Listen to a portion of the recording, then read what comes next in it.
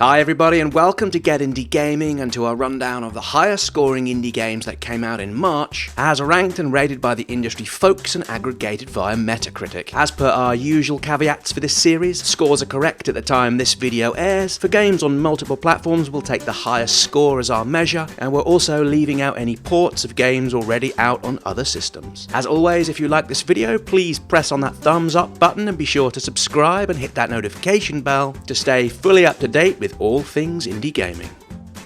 Beginning this month's rundown, Apocalypsis is a point-and-click adventure in the spirit of Summerrust and Machinarium, where all of the puzzles are tinged with a hidden meaning. With an art style inspired by 15th century engravings, it tells a story about heartbreak, redemption, and the end of the world. Scoring a respectable average of 74, adventure gamers called it a compelling, if somewhat easy puzzler with a unique aesthetic and a melancholic appeal of a Grimm's fairy tale on a rainy day. Next up, in 9th place, Ghost of a Tale gives us a cute action RPG featuring a little mouse as he sets out on a perilous exploration. For the most part, this was put together by a one-person team. IGN Italia called it gorgeous looking, with PC gamers saying, "The central character is one of the cutest animated pieces of artwork they've seen in a long time." With an average of 76, this one's available on the PC and the Xbox. Released back on March 15th, Surviving Mars is a sci-fi city builder about, well, surprise surprise, colonizing Mars and surviving the process. Currently with an average of 79, Windows Central called it a must-buy title for any fans of the genre. Dark Station said it's rich, intelligent, and deeply moving that succeeds as an entertaining time sink. Some critics have labelled the controls as being somewhat cumbersome, and playing this on a PC rather than console seems the best way of enjoying this game. Up now in what, as we pull this video together, is a four-way tie for 7th place, sitting on a score of 80, Life is Strange Before the Storm Farewell is a bonus epilogue episode that's available as part of the deluxe edition. While arguably not featuring some of the finest content or writing of the series, it's a section of the story hardcore fans will not want to miss. PlayStation Universe, who gave this one a 9, said it's required playing for anybody with an interest with the story.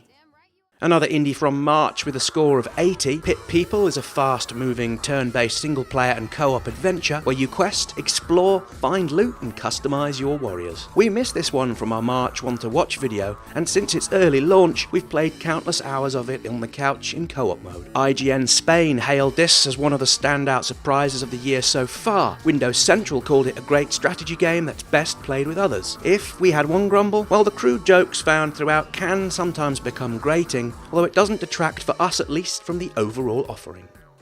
One of the bigger games from an indie studio out this month in terms of promo activity, and coming with the backing of EA, A Way Out is the third game from March that currently sits with a score of 80. Like Pit People, we've been playing this one for a while, and while it didn't immediately grab our attention, keeping on with it was suitably rewarded. Others clearly got more from this than we did. Stuff Magazine France called it original and captivating, while the folks at Dark Station went as far to say that when it works, it's one of the most magical gaming experiences available, and one of the most unique and interesting game releases of recent memory. The last of this month's joint 7th place, and the follow-up to the widely acclaimed Vermintide. Vermintide 2 is an in-your-face, violent affair that offers some of the fastest and most gory co-op gameplay found anywhere. For the most part, the critics praised this successor. GameStar called it ingenious, and the writers of Game Crate noted it for being an excellent evolution of the series. The London free paper The Metro did subtly call out Vermintide's use of loot boxes, although they concluded the core combat's functionality and the co-op nature still shone through. Moving into the indie top 3 according to the critics for March, and at the first rung of the podium we have Kuchel, a comedy-adventure game that's out on the PC. This launched early in the month, and like a few others in this list, it got plenty of playtime from the team here at Get Indie Gaming. With an average score of 81, Destructoid said the game was a great experience that people should definitely play. The 6 Axis, who gave it a 9, went even further. They said every minute of Kuchel, while it is short, is filled with delight, and almost every interaction is guaranteed to make you smile. We really enjoyed this one, and while fairly shallow, it does what it does with such colour and good-natured fun.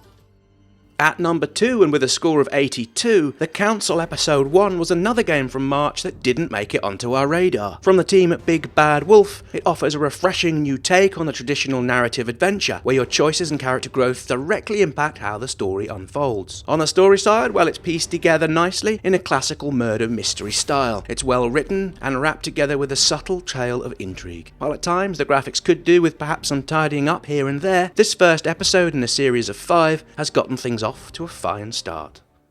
The number 1 indie game for March, with the highest score of 83, Cube 2 sees you play as a stranded archaeologist who has mysteriously woken up amongst the sand-swept ruins of an ancient alien landscape. Windows Central gave it a perfect score, saying it has satisfying gameplay, a great mysterious narrative, and amazing presentation that comes together to create one of Xbox's best puzzle experiences so far. True Achievements were equally impressed, saying of it, the story is engaging and the puzzles themselves have been vastly improved from the first game. They went on, Cube 2 is a must-play for any fans of the first game or puzzlers in general. And we are of course in complete agreement. This is one of the finest puzzle games we've ever played on any system.